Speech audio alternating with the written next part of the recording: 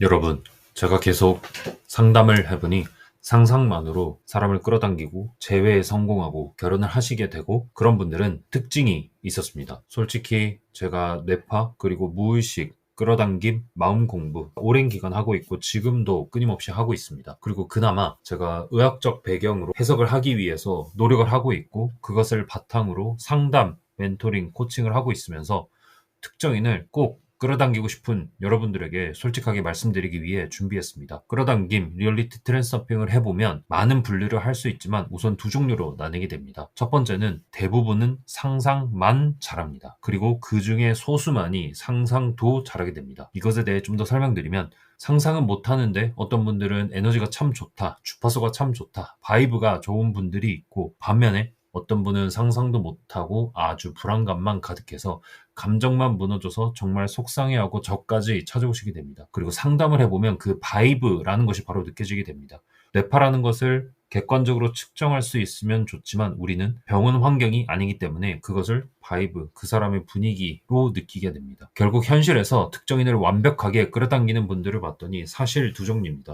첫 번째는 뇌파 조절을 잘한 분들입니다. 그 바이브를 좋게 유지하는 겁니다. 두 번째로 상상은 좀 못했어도 잘 되는 분들이 많이 있습니다. 그런데 최악은 상상 뇌파 조절 둘 다 안 되는 사람들입니다. 상담을 하다 보면 공통된 고민 중 하나이고 이런 해결책을 제시하기 위해서는 원리 이해가 필수적이기 위해 준비를 해보았습니다. 현대사회에서 특정인, specific person이라고 하며 SP라고 부르겠습니다. 이런 대상으로 한 끌어당김의 법칙과 그 다음에 가정의 법칙은 단순한 자기개발의 영역을 넘어 양자역학적 해석과 잠재의식 심리학이 결합된 고도의 형이상학적 실천체계로 진화하게 되었습니다. 그래서 이것 관련된 강의 자료들 그리고 의학적인 논문들, 실증적 사례를 바탕으로 최대한 과학적으로 해석하기 위해 노력했고 특정인과의 재회, 그리고 만남, 결혼이라는 구체적 목표를 달성하기 위해 요구되는 의식의 상태, 심리적 정화, 그리고 실천적 기법들을 이야기해보고자 합니다. 그리고 늘 말씀드리지만 굉장히 본질적인 내용을 다루고 있고 조금 어려울 수 있습니다. 그리고 댓글로 질문을 남겨주시고 고정 댓글 확인해 보시면 좀 더 자세한 내용을 확인해 보실 수 있을 겁니다. 기본적으로 형이상학적 토대는 우리 존재 상태와 현실 창조 원리를 빼놓고 넘어갈 수가 없습니다. 특정 사람, 특정인, 내가 원하는 그런 사람을 끌어당기는 과정의 핵심은 외부 세계의 변화를 도모하기 전에 내 자신의 내면의 존재 상태를 목표가 이미 이루어진 상태로 선제적으로 정렬하는 데 있습니다. 우리가 살고 있는 물리적 현실인 3D 세계가 내면의 투사인 4D 세계의 결과물이라는 전제에서 출발하고 네빌 고다들을 비롯한 영적 스승들은 인간의 의식이 유일한 실제이고 우리가 자신을 누구라고 정의하느냐에 따라 외부의 타인들은 그 정의에 부합하는 역할을 수행하게 된다라고 많은 책들에서 이야기하고 있고 한 번쯤은 들어보셨을 겁니다. 이런 가정의 법칙에 따르면 원하는 사람과의 관계를 성취하기 위해 가장 먼저 선행되어야 할 것은 결핍의 상태에서 벗어나 충족의 상태로 들어가고 충족의 상태를 가정하는 겁니다. 많은 사람들이 짝사랑을 하고 특정인을 갈망하면서도 정작 내면에서는 그가 나를 떠났다, 그가 나를 버렸다, 혹은 그 사람은 나에게 관심이 없다는 사실을 진실로 받아들이고 있습니다. 이러한 내적 수용이 외부 현실의 지연과 장애를 초래하고 내가 원하는 것과 반대로 굴러가게 합니다. 따라서 성취의 핵심은 현재의 물리적 증거를 무시하고 상상 속에서만큼은 이미 그 사람과 행복한 관계를 맺고 있는 자신을 지금 이 순간 느끼는 겁니다. 심리학적 관점에서 이는 자아 개념의 전면적인 재구성입니다. 나의 무의식을 바꾼다는 겁니다. 우리가 많이 알고 있는 조 디스펜자 박사는 우리가 과거의 감정적 상태에 머물러 있는 한 미래의 새로운 현실을 창조할 수 없다고 설명합니다. 인간의 뇌는 익숙한 고통과 결핍을 안전하다고 느끼는 경향이 있고 이를 극복하고 미지의 풍요로운 상태로 나아가기 위해서는 강력한 의도와 고양된 감정 그리고 나아가고자 하는 열망이 필요하고 이런 것들이 감정과 결합되어야 합니다. 그래서 우리 수면 전에 잠재의식의 새로운 현실을 입력하는 SATS 관련된 영상을 제가 지난번 유튜브에 업로드한 적이 있습니다. 그리고 제 강의에서도 매우 자세히 다루고 있습니다. 일단 1단계는 목표 구체화, 그리고 2단계는 수용 및 이완, 3단계는 장면 구성, 우리가 흔히 말하는 심상화, 그리고 4단계는 감정을 동기화하는 이 단계를 이루어지게 되는데 사실 이 단계는 SATS라는 무의식을 세팅하는 과정에서는 거의 한 번에 동시에 일어난다라고 해도 다르지 않습니다. 그래서 단순히 상상 기법을 반복하는 것만으로 현실이 변하지 않는 이유는, 여러분이 끌어당김 심상화만 한다고 변하지 않는 이유는 우리 내면의 깊은 곳에 자리 잡은 무의식적 흐름과 생존 방어 기제가 새로운 현실을 거부하기 때문입니다. 많은 심리학 전문가 그리고 정신과학 의사들은 이를 무의식 정화라는 개념으로 설명하고, 과거의 트라우마나 결핍의 기억이 현재 선택과 감정을 지배하고 있음을 강조하게 됩니다. 이게 정신과학적으로 병적일 수도 있지만 그렇지 않은 일반인들에게도 적용되는 개념입니다.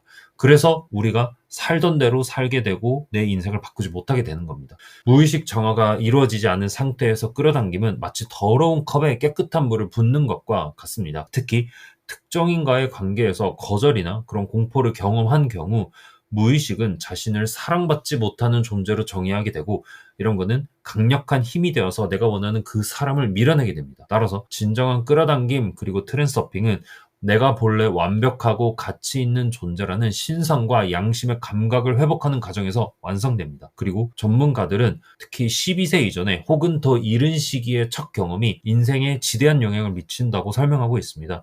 그 당시 형성된 공격적 그리고 방어적 혹은 냉소적인 성격은 생존을 위한 수단이었으나 성인이 된 현재에는 조화로운 관계를 가로막는 장애물의 역할을 하게 됩니다. 이러한 인과관계의 오류를 교정하고 감정이 행동을 만들기 전 찰나의 순간에 그 깨어있는 알아차림을 실천할 때 비로소 잠재의식의 흐름이 바뀌게 됩니다. 그래서 특정인을 끌어당기는 방법론 중 가장 강력하다고 평가받는 것은 바로 잠들기 직전의 상태, SATS 테크닉을 활용하는 겁니다.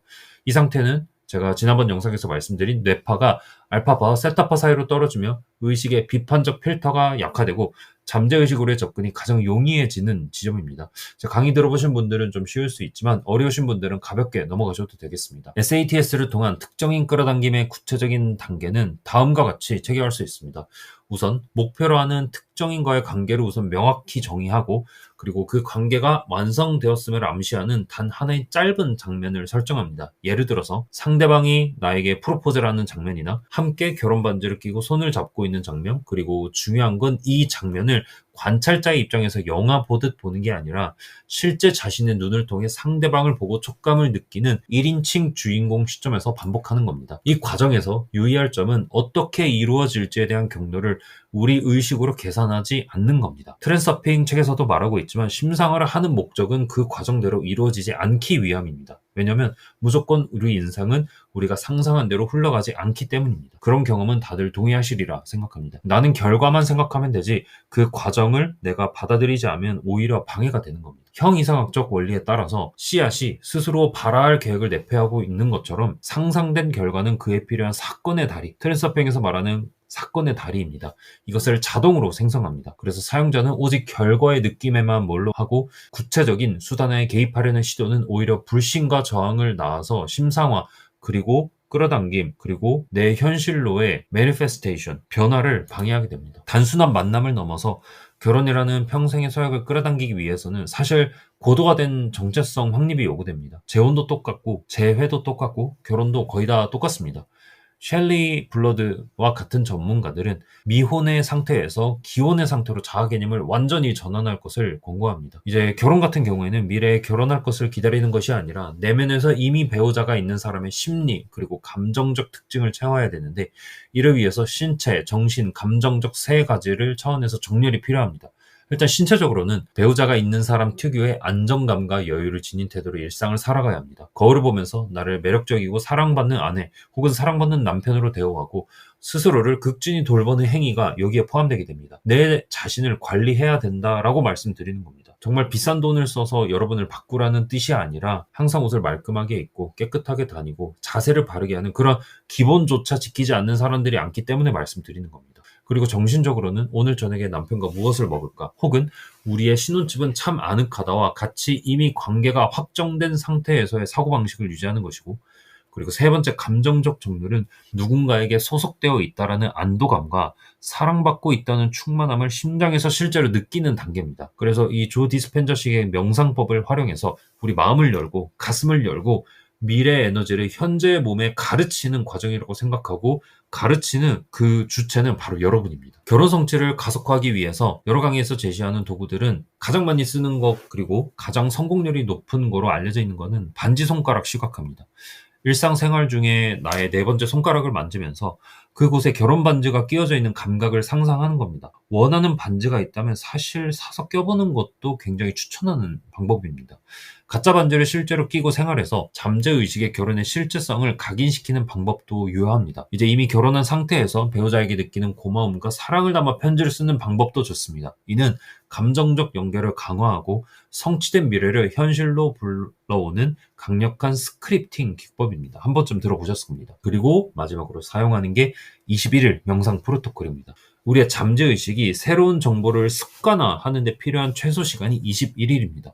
사실 우리 뇌를 바꾸는 데는 7초 정도만 필요한데 그 7초 이후에 다시 원래대로 돌아가는 관성이 있습니다. 하지만 그 관성을 바꾸는 기본적으로 우리 몸에 갖고 있는 설계도면이 바로 21일입니다. 그래서 21일 명상 프로토콜이 존재하는 겁니다. 그리고 모든 상상이 100% 성공하지 않는 이유에 대해서 이제 여러 가지 연구 결과에서는 주파수 일치의 개념을 들어서 설명합니다. 만약 나의 에너지 상태가 내가 원하는 그 사람 특정인과 공명하지 않는다면 아무리 노력해도 결과가 나타나지 않을 수 있다는 겁니다. 이는 내 상상이 상대를 조종하는 기술이 아니라 나 자신의 진동을 변화시켜서 그에 걸맞은 현실을 선택하는 과정이기 때문입니다. 상대방으로부터 거드르당했거나 상황이 부정적으로 흘러갈 때 그런 태도가 성패를 결정하게 됩니다. 성공했던 사람 그리고 성공했던 내담자분들은 모두 우리가 살고 있는 이 3D 현상을 과거 상상의 잔상으로 치부하고 무시하는 능력을 보여주었습니다. 저도 상상하면서 놀랐던 적이 굉장히 많습니다. NO라는 대답을 거부하라는 원칙은 상대방의 의사를 무시하고 스토킹하고 집착하고 그런 의미가 아니라 나의 내면에서 우리는 결국 연결될 수밖에 없다라는 진실을 굳건히 지키라는 뜻이고 사실 쉽지 않습니다. 그래서 상담과 혼자 내 자신의 내면을 들여다보는 과정이 필요한 겁니다. 이러한 확신이 임계점에 도달하면 상대방은 어느 순간 갑자기 연락을 해오거나 나의 마음을 고백하는 등 급격한 태도 변화를 오게 됩니다. 그리고 제가 끌어당김 트랜서핑하면서 늘 말씀드리는 게 정말 불행도 한꺼번에 오지만 행복도 한꺼번에 온다라고 말씀드리는 이유가 바로 이런 것도 있습니다. 이제 제가 상담했던 케이스 중에서는 이 2.5년 거의 2년 반 동안 기다린 끝에 제외한 케이스는 시간에 대한 관점을 시사하는데 이분은 시간을 고통의 기간이 아니라 평생을 함께하기 위한 내적 성장의 투자 기간으로 정의하셨고 집착에서 벗어날 수 있었습니다. 결국 내 인생으로 끌어들이는 것은 언제 매몰되지 않고 이미 이루어짐의 평온함 속에 머물 때 가장 빠르게 현실화되는 걸 알 수 있습니다. 그리고 특정인을 끌어당길 때 가장 빈번하게 많은 분들이 느끼는 오류가 집착입니다. 물질적인 집착보다 우리는 특정 사람, 특정 대상에 더 큰 집착을 느끼도록 설계가 되어 있습니다. 이 집착은 본질적으로 나에게 그것이 없다라는 강력한 선언이고 이는 우주의 결핍의 에너지를 방사해서 원하는 결과를 더욱 멀어지게 만듭니다. 전문가들은 간절함이 그리고 불안으로 변질되는 순간을 경계해야 된다고 합니다. 그래서 제가 늘 말씀드리는 내려놓기. 진정한 의미의 내려놓기는 목표를 포기하는 것이 아닙니다. 다시 말씀드립니다. 내려놓기는 포기하는 것이 아닙니다. 그것이 이루어질 것이라는 완벽한 신뢰를 바탕으로 결과에 대한 통제 욕구를 버리는 겁니다.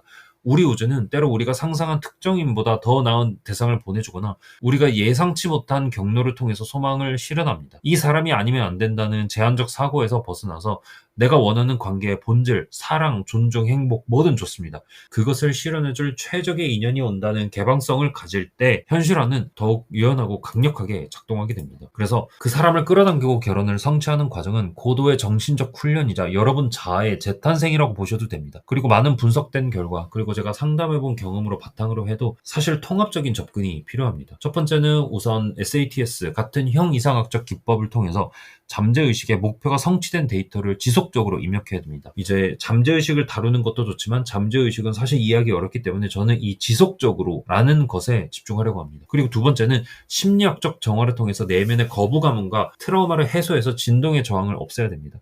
만약에 그 사람과 헤어진 이후에 재회를 기다리고 있으시다면 그 사람이 여러분과 헤어지기로 결심한 이유가 있을 겁니다. 그래서 심리학적 정화가 우선시되어야 됩니다. 그리고 세 번째는 현실의 물리적 증거의 일희일비 하지 않는 강력한 정신적 근력이 필요하고 내 자신을 이미 사랑받는 존재로 정의하는 자아 개념의 변혁이 필요합니다. 특정인과의 결혼은 단순한 외부적 사건이 아니라 우리 내면의 주파수가 사랑과 연합이라는 고차원적 상태에 도달했을 때 자연스럽게 투영되는 그림자라고 저는 생각합니다. 따라서 기법 자체에 매몰되기보다 그 단순한 끌어당김 기술 그런 것이 아니라 그런 것이 지향하는 이 충만함의 감각을 일상의 매 순간 유지하는 데 전력을 다해야 할 것이고 이러한 의식의 정렬이 이루어질 때 우주는 사건의 다리를 통해 가장 신비롭고 완벽한 방식으로 소망을 현실의 대지로 이끌 수 있게 될 것입니다. 그래서 끌어당김은 쟁취하는 것이 아니라 이미 완벽해진 자신을 허락하는 과정입니다. 이렇게 공부하고 여러분이 시간을 내는 이 과정이 어떻게 보면 고통스러울 수도 있고 이해가 잘 안 될 수도 있고